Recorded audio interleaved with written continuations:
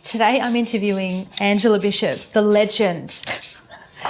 I'm actually scared because she's the interviewer. She's the one who asked the people the questions, and now I'm asking her the questions. So I'm really nervous she's going to judge me on my question answering.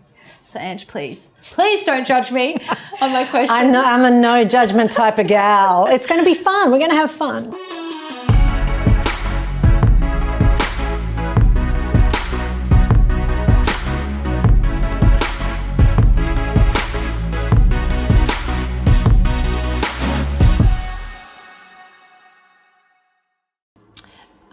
Okay, I am so terrible at pouring this tea.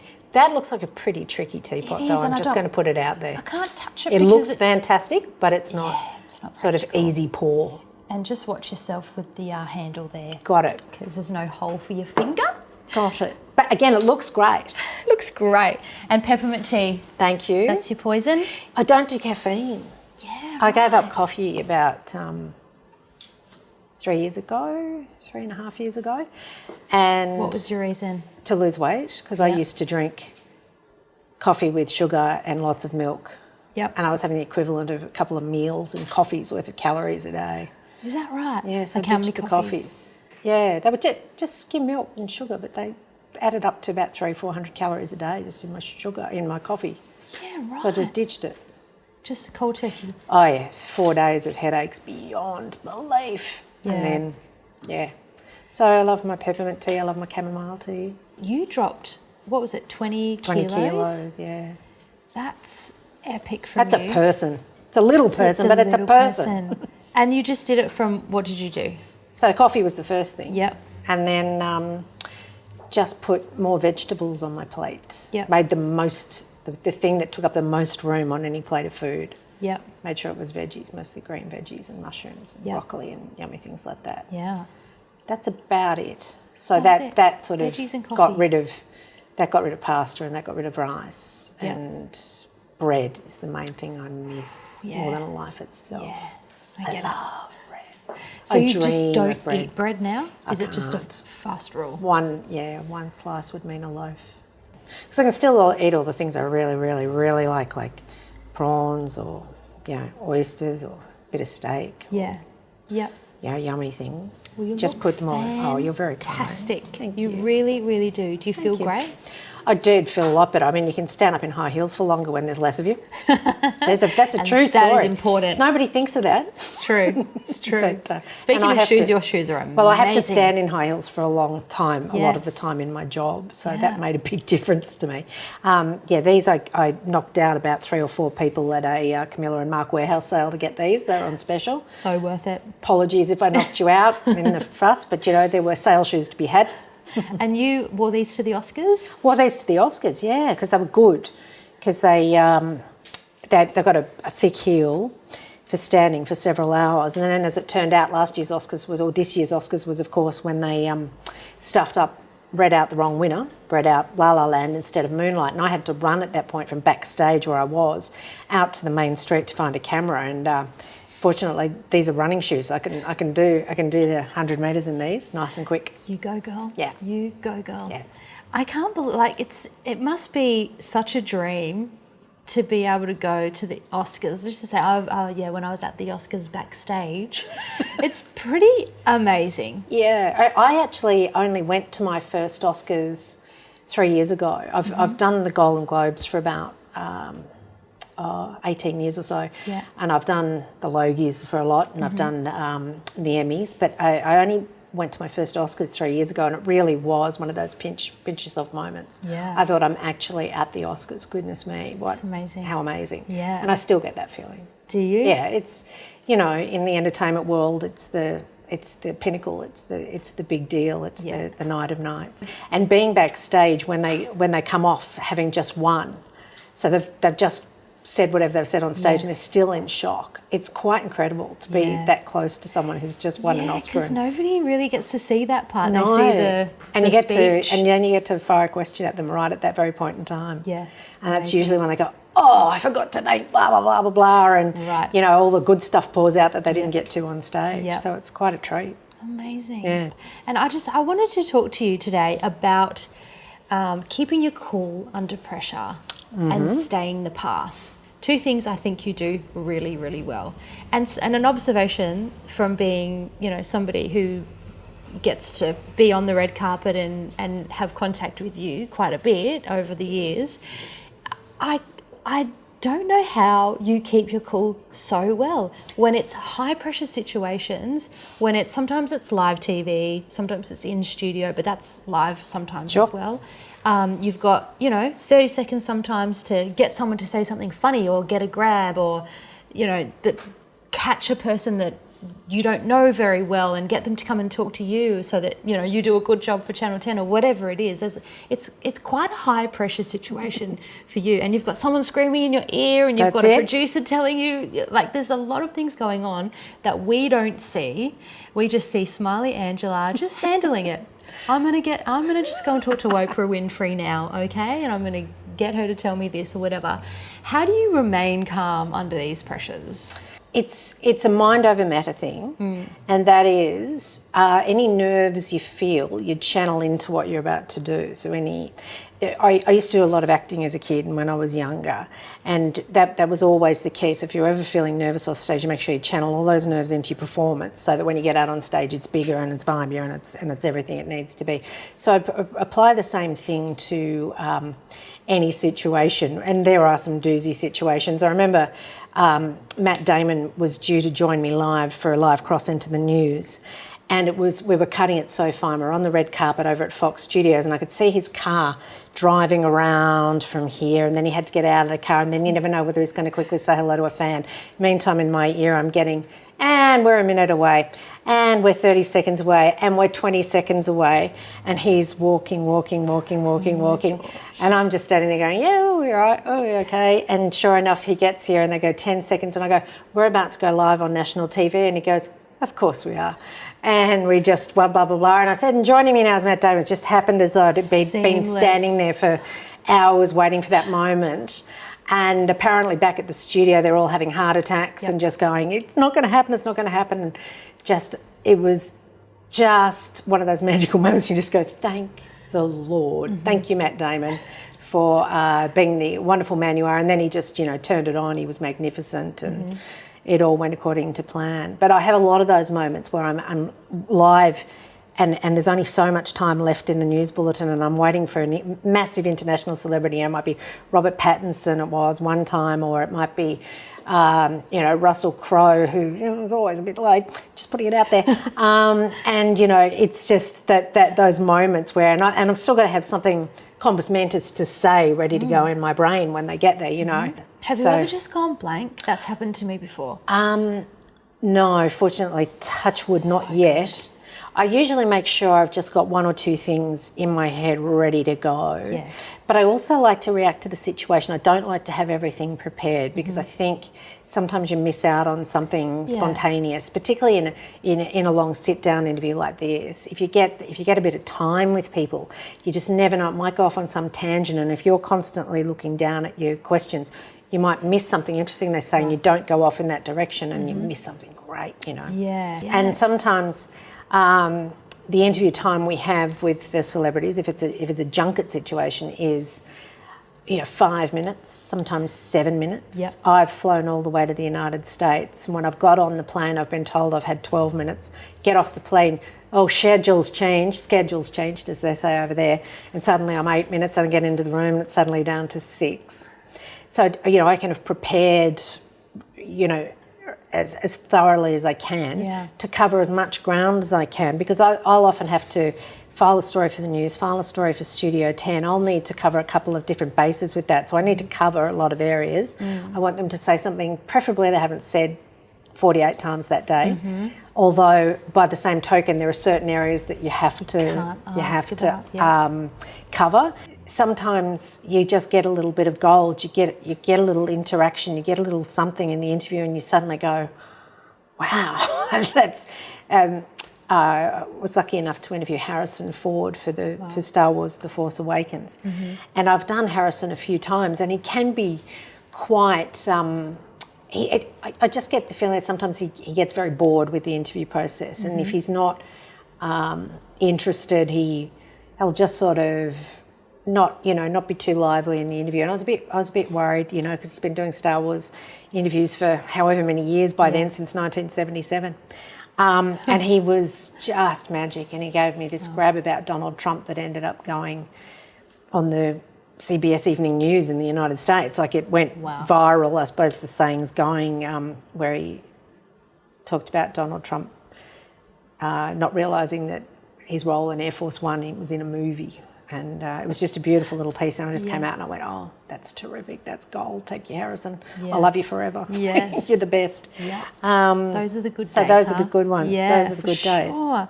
Do you think it comes down to preparation, professionalism, and just knowing your stuff, handling the pressures?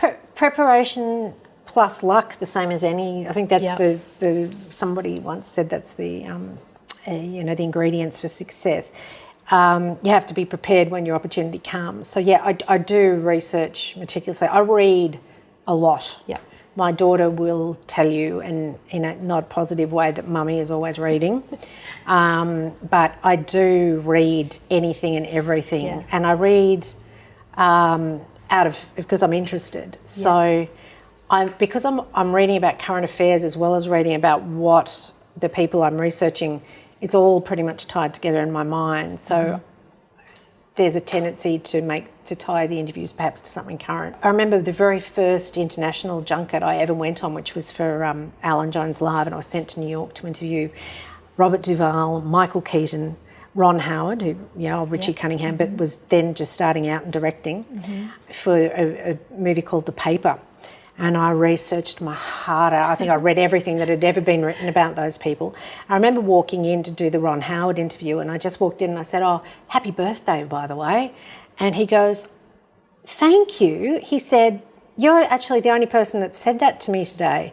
And it's been a long day of talking to a lot of journalists, so it's really nice of you to say so. And I said, "Oh, well, yeah, it's nice of you to work on your birthday," and all the rest of it, blah, blah, blah, blah, blah.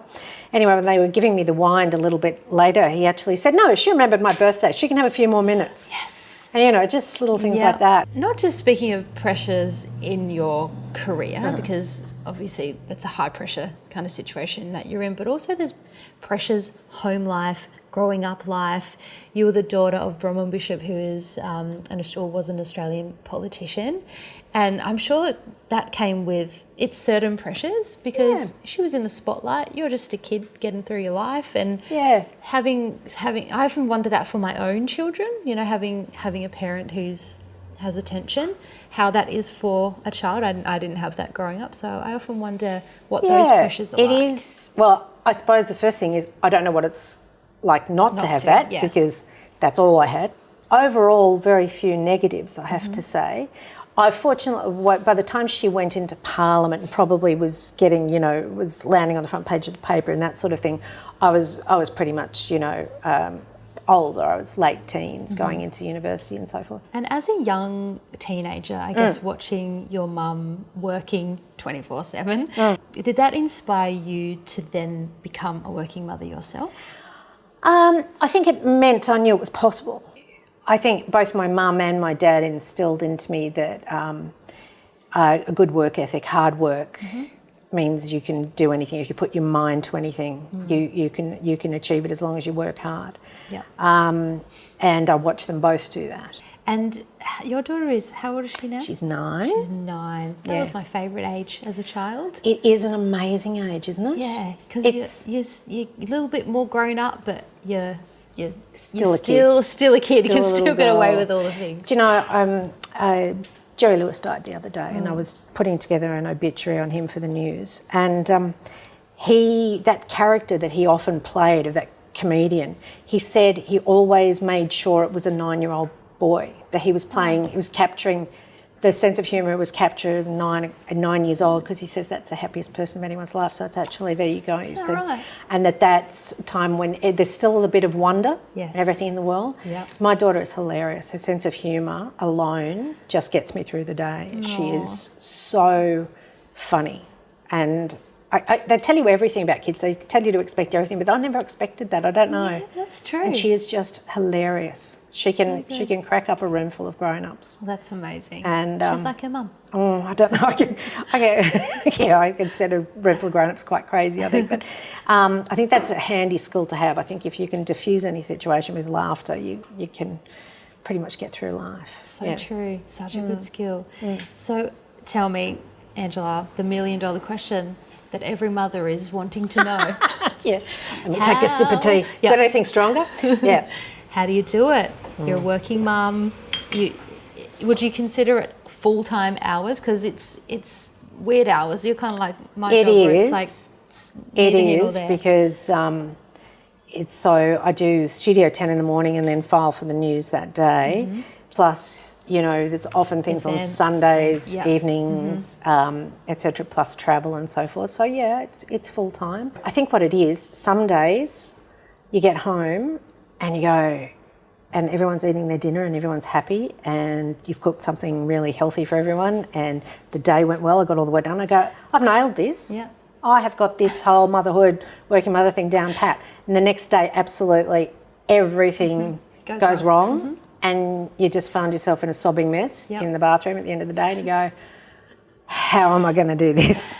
And that's it. Some days are good, some days are bad. And you just put one foot in front of the other and keep going because you never know what's around the corner. It's so true. Oh my gosh, you've nailed that. That is the exact feelings of every mother, I think. What's your greatest wish for your daughter? Happiness. Yeah. Without a question. Self-esteem, better than I have. I hope that she goes through life with the kind of self-esteem that kids have. They don't think about all the things that we think about, which I think clutter up our mind. Just that her dreams come true. Speaking of self-esteem, that's a big one for women, I think. It's something that you're so right as a child that you hardly think about it. Yeah. And there comes a certain time. I don't know exactly when it kicks in. I don't know if it's a certain age or a certain event or something, I don't know, that happens. Yeah. But you all of a sudden become very unsure about a lot of things. And that was without Instagram and Twitter and everything that's around now. Yeah. And I just think, wow, how does anyone have any self-esteem as they get into the teenage years? Because I don't know. I certainly didn't. Yeah. And I don't think it's got a hell of a lot better as I've got older. No, you don't think? Just self-confidence about the way I looked, I think, and the way, do people like me? I think that's the simple thing when you're a teenager. You want to fit in. And, And we still worry what people think of us. People tell me there comes an age where you don't worry what people think of you anymore. Yeah. I'm not sure when that is. I haven't got there yet. Yeah. When, you just do what you do regardless. And, I think if you have a caring nature, which you do, you're like a mama bear. You want people to feel good about themselves and to feel comfortable. I think when you are aware of other people's energies and how people are feeling, I think your automatically thing is to think about everyone else and not so much yourself. And maybe that's the explanation, Dr. Jules. You might be onto something there. Yeah, just call me Oprah, sweetie.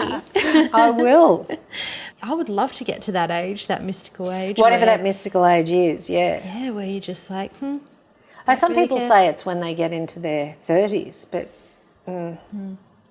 And it's not their 40s, I can say that too. So, do you think maybe because you're in this industry, it's all lights, camera, action? It's probably the most stupid industry to get into for someone who has a self-esteem issue. It's a lot about, you're on camera, you're in front of people. And I know, but it's like, I don't know, that's because I'm doing my job. That's sort of all not there when I do my job. I don't know. Yeah. It's weird. Can I just say and give you some encouragement? Yeah, can you give me some encouragement? I'm just starting out here. There's not a person on the planet that doesn't want to be talked to by you. You're, honestly, on every red carpet I've ever been to, you are literally the first person that everyone gets ushered to. Because everyone wants to talk to Angela Bishop. I'm not even like trying to... That's really nice. Pump your ego. But it's true. You're that person that you're so warm and kind and friendly and you're safe. We feel safe when we talk to you. Yeah. And people love you. Oh, that's People nice. love you. That's truly. really nice to hear. So go forward with that from Go this forward day with that on. knowledge. Thanks again, Dr. Jules. Okay, keep talking about Oprah. Yeah, no, talk about Oprah. She's the bee's knees. She's the best. She's the bee's knees, and you had the chance to spend some serious time with her when she came to Australia for her world tour. Yep. I was lucky enough to be in 2 parties with Oprah, high-fiving, and the guy got to sing for her, and it was That's right. Pinch yourself. Talk about like out-of-body experience. I'm like, that is Oprah. And he raved about it. And she raved about him. Oh. Said how great he was and just kept saying, Guy Sebastian, Guy Sebastian, Guy Sebastian. And that's what you want to hear from Oprah. Yeah, Very 100%. good. Yeah, thank you very much. Yeah. Oh, she's amazing. She is the oracle. She's the oracle to me. What was that like, having that connection with her? And because I saw an interview where she, I think you'd lost some weight since the previous time that you saw her, and she remarked on that. She's amazing. To be in her orbit as closely as I was for that time during the 2010 visit out here was incredible. By that stage I'd been in television, I don't know what, 20, 21, 22 years. And I thought I'd learned a bit. I knew nothing. What I learned about television from just being around her, you know, just learning about making attention to every detail, making sure you know what's going to happen, but still leaving the chance for a wonderful surprise. Yep. I compare spending time with her with spending time with Princess Diana, whose final tour of Australia I covered in 1997. Wow. And to see these 2 people, the effect they have on people. So they'll go and walk around a crowd, and you know for a fact that the people in that crowd are never going to forget that day for the rest of their lives. Yeah. Now, how many people in the world can have that effect on someone? And it's for good. It's an effect for good. What is it?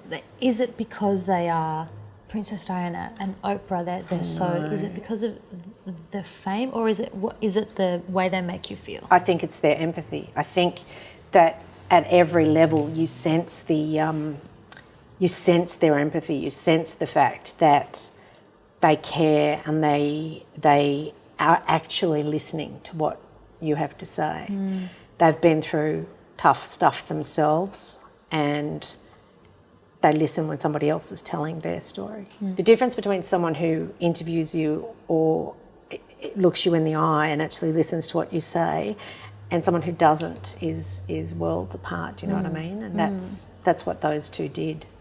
And, you know, the fact that they're recognisable instantly around the world and still have that quality is amazing. Amazing. We Skyped a couple of times after, I mean, you know, to suddenly be sitting on a computer and you go, who's on Skype? And it's Oprah. She wants to have a chat, you know. Wow. She is quite incredible. And just to look at what she's achieved from a professional viewpoint, this is a woman who owns her own television network, who's been groundbreaking on every level, never took no for an answer, you know, was dismissed by the usual hierarchy early on and proved them wrong. I love everything about her story. I love everything about her. She's incredible. And she mentors young girls around the world. She's given back. That's a really crucial thing for me, is any of us lucky enough to be in this business in any shape or form, you've got to give back. You've got to give back. Preach. She gives back in so, you know, many, many ways. And any celebrity that I've been lucky enough to meet who's giving back in a lot of ways, I just know they're the real deal. I agree. Good people. 1,000,000%. Have you got an absolute favourite? Well, that kind of brings me to my absolute favourite, because it's Audrey Hepburn. And she was, I was really young when I interviewed her. Was, you know, very early days in the newsroom, and she was beautiful. Can you imagine? Oh my gosh. Can you imagine? Stunning. And I was so nervous. But she was here in Australia talking about UNICEF, and she spent the whole last part of her life working for UNICEF. And she was one of the very first celebrities to do that, to really just concentrate on a charity. And it was because during the war, she'd been near starvation, and UNICEF had helped her and her mother. Wow. And she just vowed that if she ever got the chance to help back in any way, well, she got the chance, all right. She helped them incredibly. She rounded up her mates like Roger Moore and Joan and Jackie Collins and people like that to all help with UNICEF as well. And she helped with them right up. And she was sick when she came here. We didn't even know she had cancer. And she worked all the way through that, right till the end. Wow. Just so that she could help. And so I just thought, oh, she's talented, she's beautiful, she's funny, she's gorgeous, she's all of those, and she does this as well. So she just sort of has always stayed in that favourite category. Yeah, she's an icon forever. Yeah, just incredible. Do you ever just pinch yourself, Ange? Of course. I got to interview the bloke whose poster was on my wall growing up. Talk about nervous. Talk about wanting to go in and just not go bleh, yeah. not say anything. Yeah. I thought to myself, wow, could I have ever imagined that I'd be face to face with Robert Plant from Led Zeppelin? But I was very excited because I'd had posters of him on my wall growing up. That's so cute. You've probably got a vintage tee. Yeah, I always liked the old rock and roll bands. Amazing. For my viewers, what would be your best advice to anybody who is looking for a long-standing career in whatever their chosen field is? Embrace change. Everything in television changes all the time. You've got new technologies to embrace. You know, we're doing more and more on social media, doing stories in so many different forms. We'll do one for the internet, we'll do one, you know, reporting Twitter, Instagram, all that sort of thing. It's constantly changing, so you have to be able to embrace change. Yep. Always read. You never know what nugget of information is going to pop out of your brain at the right moment and help you out of a sticky situation. Head down, bum up. That is the absolute best piece of advice, no matter what is going on around you. You know, office politics, the whole lot. If you just keep your head down, your bum up, and just work and do good work, and just make sure that at the end of every day that you've done your absolute best, then you'll always be able to be proud of yourself and always know that you've done the best you can do. Good advice. But head down, bum up. Head down, bum up. Love it.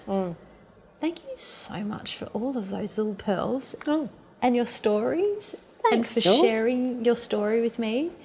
You are truly, you're a legend. You're a legend in this country. Oh, it's very nice of you to say so. You are. You're very loved. We love you. Thank you. We're in your corner, and we will look forward to seeing you on any occasion. Oh, thanks, Jules. That's very sweet. You know how to make someone feel good. Good, You've got the knack. Okay, good. I'm glad. Thank you for coming today.